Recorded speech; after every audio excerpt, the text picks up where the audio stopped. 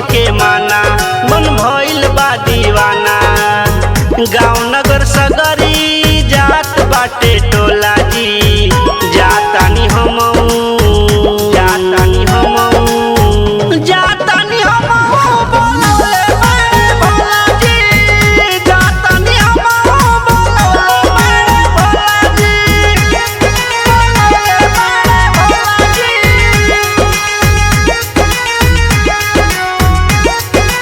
बोलले मैं भोला जी।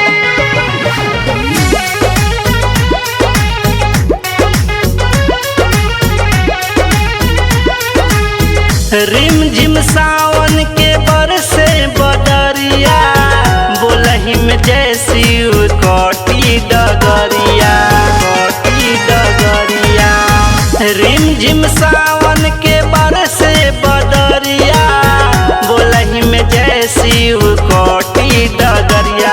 हम जाके पैदल शिव के ढार दे हम जल बाबा के भक्ति में मन हमार डोला जी जातानी हमऊ जातानी हमऊ जातानी हमऊ बोलले मैं भोला जी जातानी हमऊ बोलले मैं भोला जी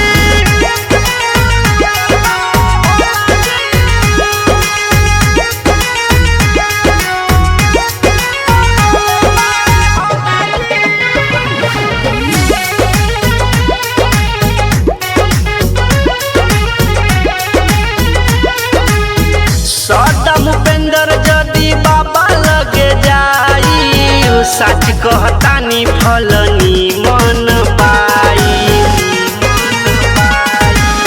सदम उपेंद्र जदि बाबा लगे जाई सच कहतानी फल